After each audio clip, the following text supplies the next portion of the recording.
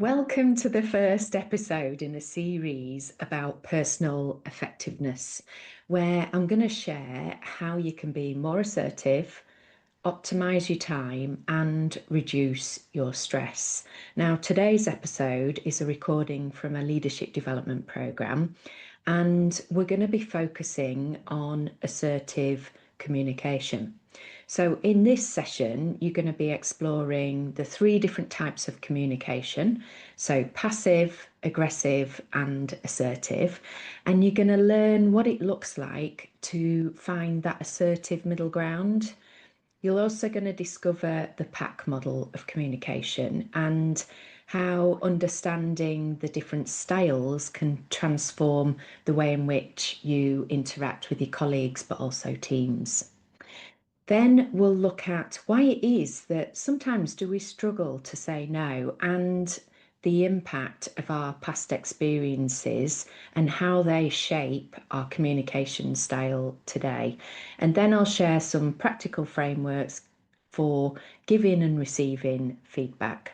Now, whether you're a leader or not, the tools in this session are going to help you communicate more clearly, protect your time, but also build better relationships in both life and work. So let's get started.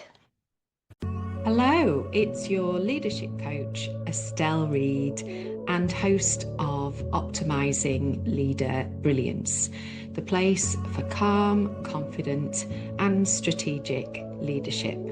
Stay tuned to the end for a mini coaching and reflective practice. Find out more about my services by heading over to estelleread.com. Welcome to Resolving Conflict, Communicating Assertively and Handling Feedback. And we're really entering into the phase of the program which is about optimizing your personal effectiveness, your brilliance, by giving you some sessions to work on yourself, but also the tools that we use during these sessions can be combined with coaching as well. So the tools that you will be using with each other today, you can use with your colleagues too. So we've got this module, we've got time management, we've also got stress management as well. And all three modules, they interplay with one another. And that's because if we don't say no to work and we don't express our needs, then what happens is we get more work on our production line. So what I mean by that is, so I used to work in a factory. At one end there would be an input, so that would be raw materials. In the middle would be the process, and then at the end would be the output. And it's the same with our duties, responsibilities, and our tasks.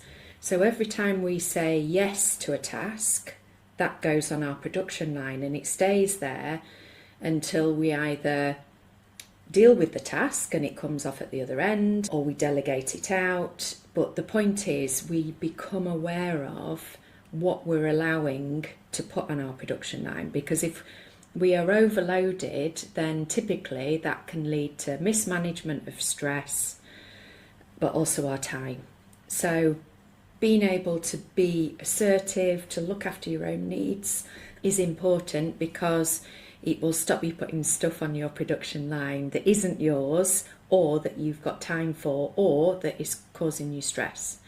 So that's how those three modules are related. This is the agenda, so we'll kick off as we always do. We'll review last month's challenges, and then we're going to look at the different styles of communication. So passive, aggressive, and assertive. And then we'll look at how do we get more in the middle where we are more assertive, but also prevent getting into confrontations with people and getting into conflict. So how do we resolve that amicably? Now, you already got tools in your arsenal that are going to help you manage conflict, because coaching is brilliant for managing conflict. If you can coach people, if you can take them from problem to solution, you're halfway there, because you are looking at resolving that and moving it so that there is an effective outcome. So you will spot some coaching throughout this, and then there'll be this month's challenge. So before we get into that, which is your number one development area for today's session? So is it resolving conflict? Is it making a request or communicating expectations, saying no, giving feedback, or is it none of the above? So we've got making a request or communicating expectations. So that seems to be the number one need. We're going to talk about different styles of communication today, so we can communicate as parents, as adults, and as children. And we can try and dictate to people that you must do this, can't we? But often that will cause conflict. So it's trying to find a balance, an assertive balance, where we treat people with dignity and respect. We communicate on a level with people, but we're open, we're honest, and we're direct. So people are really clear about what we're asking for. But then what we can then interplay with that is then feeding back. So using the model to feed back. So if it's not delivered, to say, hey, this is what we agreed, and then going through the feedback model that we'll use today. So everything plays into one another with the models that we'll be using. So we're going to look at the different ways in which we communicate with people. So if you were to think about different styles of communication, what springs to mind when you think about assertive communication? Or maybe do you have somebody who you perceive to be assertive, somebody maybe in the public eye, somebody that you admire or respect? So one of the people that I really respect and admire is Barack Obama. And for me, he is an example of somebody that is confident. He's not overly arrogant, but he is very self-assured as well, what I refer to as authentically confident. So he communicates clearly, but also he's not into putting others down. And we're going to look at those different forms of communication now. So maybe you've experienced this. So I think about communication being a little bit like a pendulum swing. So at one end, we can have passive. The opposite of that can be aggressive.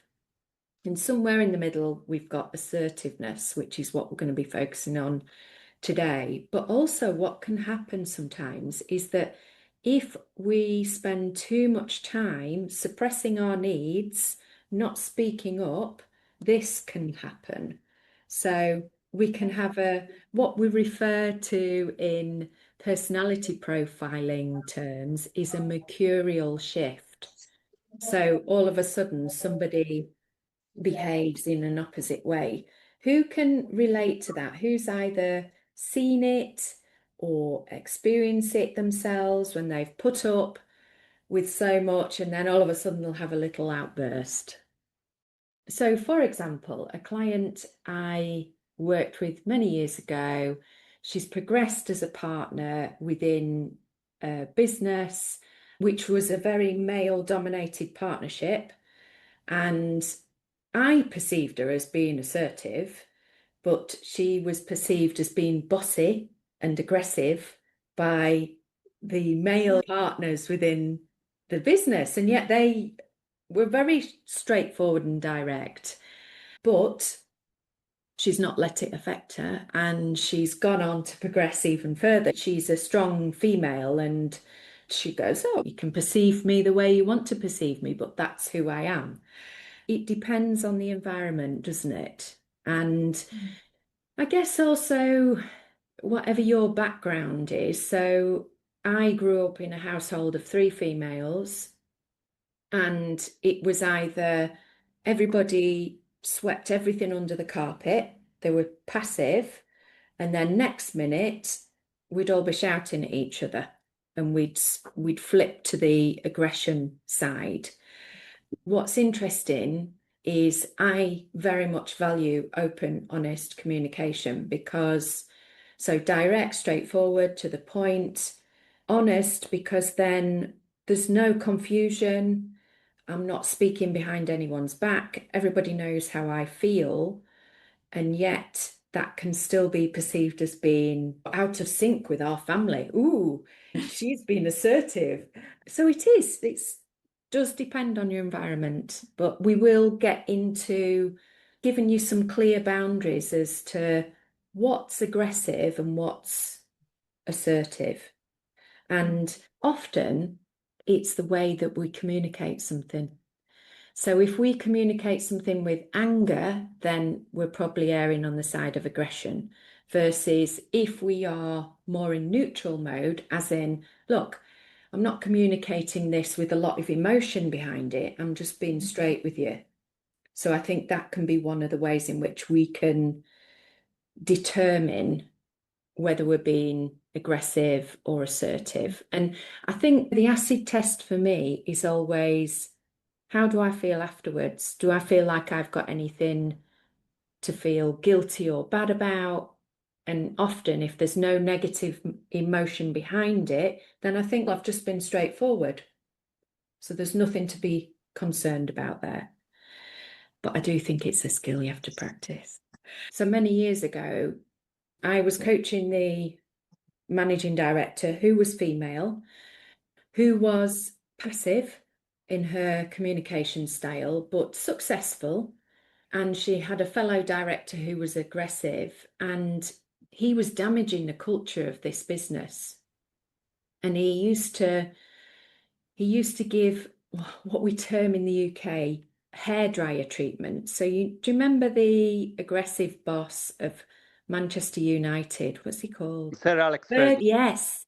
And so after a game, he would go in and give them the hairdryer treatment, which is basically shouting at people. And this director in this business, that was it was either it's my way or it's the highway. So he would just basically say, you just flipping well do it. There was no negotiation, there was no psychological safety, and he always had to be right. Because not being, which is what I loved earlier, she was happy to go, none of us perfect, we're all human, we all make mistakes. And that fits within assertive communication, being straightforward, open, and honest. Whereas this guy, he couldn't admit to any mistakes. Anyway, he was sent for coaching because the managing director, the owner of the business, said, I can't work with this guy because he is damaging the culture of our business, because all our team members are afraid of him. And his complaint was that team members wouldn't offer up ideas, and that they were lazy and they weren't innovative. The reason they weren't innovative or they wouldn't offer up ideas is because he always had to be right. It was always his way.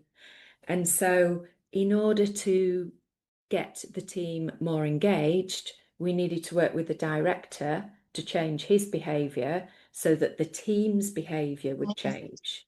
And we created again this psychological safety. In fact, I'm just going to show you I was going to talk about this later, but I might, as I'm talking about it now. So his issue was he was denying the feedback. He was denying that he was wrong. Everyone else was wrong. He was right.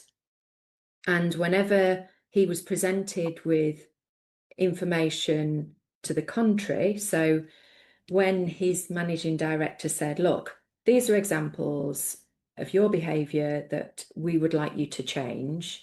And I went through his goals with the tangible examples, and he denied what was being said. So he said, no, it's not true. And I thought, I know that these examples are real. And so I thought, okay, we'd run a leadership development program. I thought, I will feed back the examples that I've seen. So I said, okay, so when we were in the group workshops, I noticed that you didn't allow other team members to offer their ideas. You would stop them from talking. And he went back to, so this is me giving feedback. And he said, no, I didn't. So he denied that. So I thought, okay, I'll take it one step further. I said, being straight with you, I don't think I can coach you because Can you do a little thing to help me out? And that's to simply hit subscribe or the follow button now, wherever it is that you're listening. So that's maybe on YouTube, Spotify, or Apple, because that will help the podcast get found by other people. And that then enables us to keep going because we continue to keep growing. What would be 5-star amazing though is if you could also leave a review. I really appreciate it. Thanks for your support. I can coach you because you deny feedback. And do you know what his answer was? No, I don't. So I was like, and I said, I can't help you. I said, if you can't accept your development areas, I said, the business is wasting its money because whatever feedback you get, you either deny it or you get defensive. And so we stay stuck. And yeah. And then the culture changed and it was amazing. In the team members, all of a sudden they got psychological safety. They weren't being shouted at all the time. But this is how we deal with feedback. And today we're going to be covering feedback.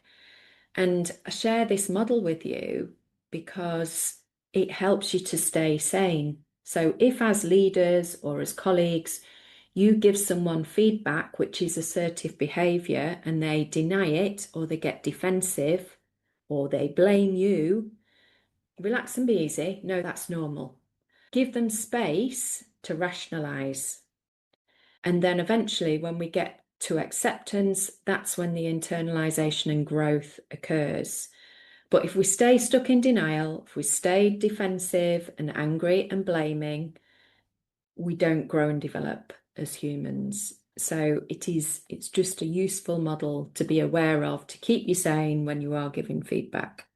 So back to 3 types of behavior. So passive means that the person that's being passive, they're not expressing needs, they're not saying no when they should be doing, they're not communicating their expectations, they are losing. The aggressive person, it's all about winning, which was this leader that I was telling you about. It was all about, I'm right, you're wrong, I've won. The assertive model is about trying to work out a position where everybody wins. What are your expectations and needs? Here are my expectations and needs. Let's see how we can bring those together. Now, so that sometimes there's compromise, and sometimes one person will win a bit more than the other, but it's about creating some kind of balance. What's the difference in responses? So, for example, you're asked to take on an additional project, but you're already overloaded with work. What would be an aggressive response? Who's prepared to speak up? Give me an example of an aggressive response to that. What would be a passive response? And the challenge with that as well is that in the moment we think we can either physically say yes, yes, I can do that, or sometimes it can be assumed that we will do things. And in my book, I talk about mind the gap. So we fill the gaps that other people create, but that also happens during team meetings, doesn't it? Oh yeah, I'll do that. That's fine. Or it'll be assumed that we'll do it. And all that's doing is putting more stuff on our production line. So when we say yes to something, what we're actually doing is saying no to something else, aren't we?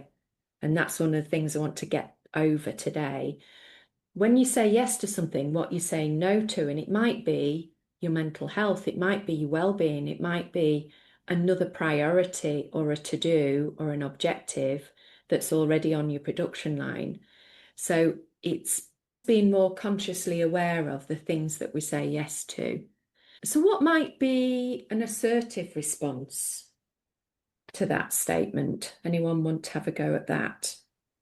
So you're asked to take on an additional project, but you're already overloaded with work. So what we've got here is I'm communicating. This is what I've already got on. So this is my current state of play. I'm already doing project X, Y, and Z.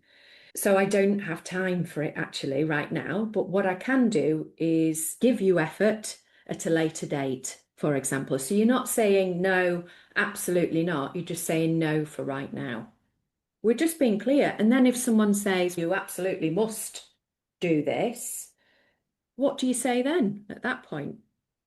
What are your thoughts about what you could say then? You absolutely must do this project. Okay, fine. Which other project are you going to take off my production line to accommodate this? Yeah. And so when we get to the havening theory, which we'll do on the stress management module, which is about, we've spoken about getting rid of limiting beliefs from our past. So it's connected to our childhood. So many years ago, I remember working with one person, and this was exactly her situation. Her boss just kept putting lots of projects on her production line. She was passive. He was aggressive in his communication style. He was also quite narcissistic, and he had a poor reputation in this organization. Anyway, when I said to her, I said, what's getting in the way of you explaining your workload and saying, no, you can't do X, Y, or Z project? And she said, and you know what? He promised me, he said he wouldn't give me any more projects. But I'm worried if I say no, I'm going to get sacked. And so we can go to worst case scenario, can't we, with this stuff? And I said, okay, how true is that? And I said, are people regularly sacked for not taking on projects? And what are your rights in this situation? And she said, I said, are you entitled to say no? And she said, yeah, I suppose I am. And is he entitled to ask? Yes, he is. Are you entitled to have an open and honest conversation? Yes. Are you entitled to negotiate? Yes. And it's going through what are our rights in this particular situation and how can we come to a suitable conclusion? Anyway, going back to the reason she was so afraid to say no is there was something in her past where her dad was quite aggressive in his nature, and if she either made her expectations known, so she made a request, or if she disagreed with her dad, or if she said no, he would be quite explosive about that. He would shout, he would sulk. And so as a little girl, she learnt that actually to say no or to express needs was a really bad thing. And it felt too scary to be able to say no. So that's when we can use something like havening to get rid of those triggers so that it feels less scary. And that's what we did with her in the end, because she was actually at flight risk. So the HR director had sent this person for coaching and she said, look, I think she's going to leave the business if we don't manage her stress. And that was the case. That's what she said to me. I'm ready for leaving. She'd been working many years for this organization. And then once we got rid of those triggers, she said, I don't think the organization knows what's hit it. I went in, I spoke to my boss without fear, and I just said, I am not taking on this new project. I've already got X, Y, and Z project on. And also, you promised you wouldn't give me Z project. So I'd like to pass that back for now. And then once I've completed the first two, then I'm happy to take that on board. And do you know what he said? All he said was, okay then, because he wasn't used to people standing up to him. And he'd been used to, and this is what I mean about we can say yes without actually using the word yes. It's just assumed, but it's being aware of when we are making those choices. So this is just some food for thought. It's not the absolute law, but I've experienced this when I've worked with really senior people who, on the one hand, so they might have come across as aggressive, arrogant, or superior. So that's one side of the coin. The other side of the coin is inferior, meek, or passive. So two potentially different types of people: passive people, aggressive people. But interestingly, the reason they are two sides of the same coin, the thing that joins them in the middle is that often they are feeling threatened in some way. I am not enough, or I feel insecure about something. And if we think about somebody who's being superior or arrogant, always boastful about their achievements, why is it that somebody has to do that, do you think? Oh, yeah, I'm brilliant at everything. I can do this, I can do that, I can do the other. So why the need to say those things, do you think? Do we feel enough when we have to say that? When we're boastful, do we feel good enough? Or are we proving something?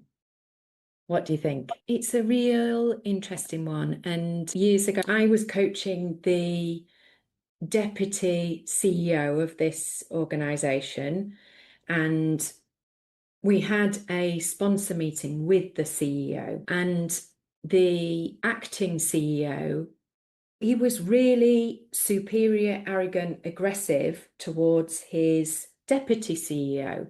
And the first thing he said was, "Why are you dressed that way?" This was during lockdown. And he said, "You need to be dressed more smartly for this call."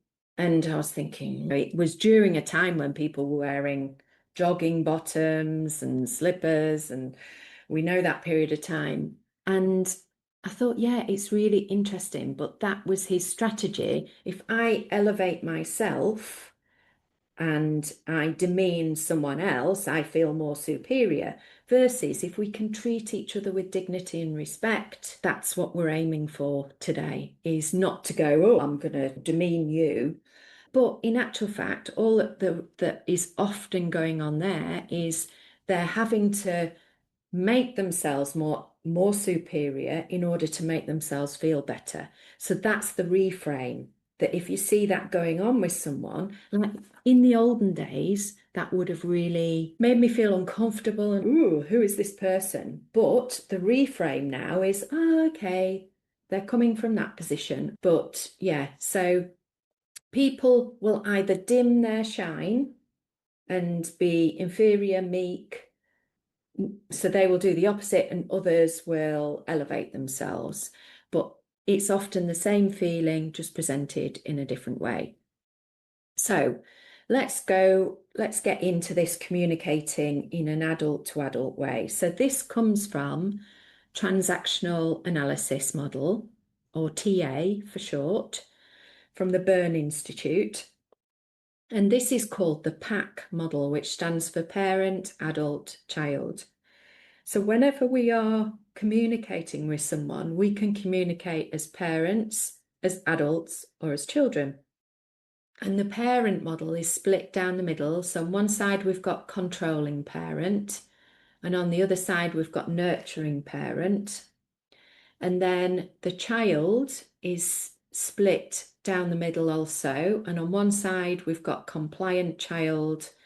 And then on the other side, we've got free or rebellious child, as it's often known as. So let me give you an example of how this works. So I was coaching the leadership team. I was coaching the MD and then his deputies. And one day, one of his deputies came into the office and she said to me, and she was the nurturing parent actually, she was the financial director. And she said to me, "I'm really sick and tired of the lads not making enough cups of tea." So these are the other people that were in the team. They leave their dirty mugs on the table. But this is often what office politics can come down to. They're not making cups of tea. They're not putting pots in the dishwasher. Anyway, so the nurturing parent first told me, then they went to tell the controlling parent, the MD, the managing director. And his solution was to put in another rule. So when we are controlling parent, it is about you do this and here's a rule and you follow the rules. So it's dictating to people. Whereas the nurturing parent side, it's about looking after people. So the controlling parent goes to the children, so the other teammates, and he writes on a piece of paper, "You lads have not been pulling your weight. You've been lazy. Make more cups of tea." And then he went and he stuck a notice on all their computers, and then he went off on holiday. Then I saw the children. So the children came for coaching as well. We've got the compliant child, which is all about following the rules of the controlling parent.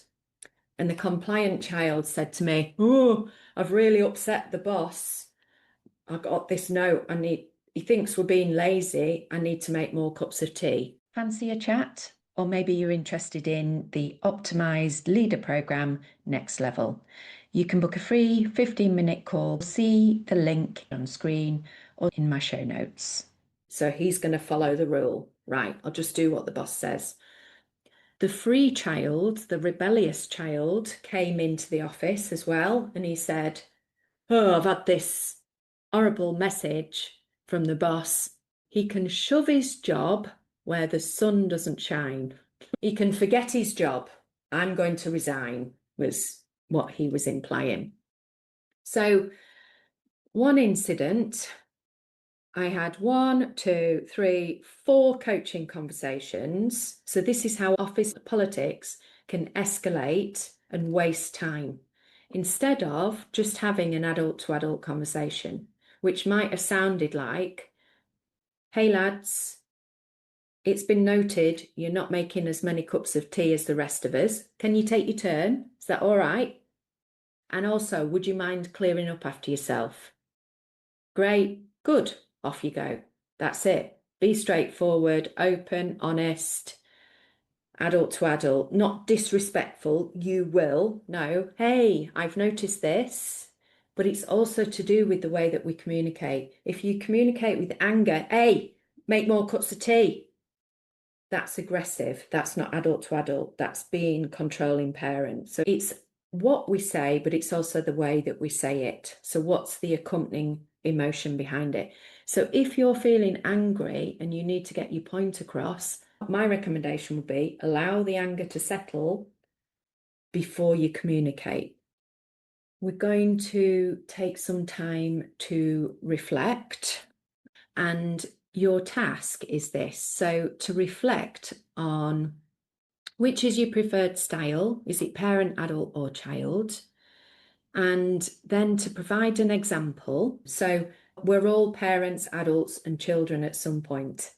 That makes us psychologically sound, but we all tend to have a preference. So, for example, when I met my husband, I was compliant child. He was controlling parent. And then as our relationship progressed and we matured, because there's 13 years difference between us as well, we had more of an adult to adult relationship. And he was able to have a bit more fun in free child. And yeah, and we had more of an open and honest relationship. But we all typically will tend to have a preference. So, which is your preferred style? Provide an example of that. And then what are the pros and cons of that style? And what might you do differently? Before we sign off, I'd like to invite you to my quick reflective practice called Pause, Reflect, Act. As your leadership coach, I'm here to help you translate today's insights into personal growth and your next steps. Answer the prompts that follow in your journal or notes. Alternatively, you can access my complimentary journal and self-coaching tool in the show notes Or head over to estelleread.com. What's your default communication style? When you're under pressure or you feel challenged, do you tend to be passive, aggressive, or assertive? And where do you think that pattern comes from?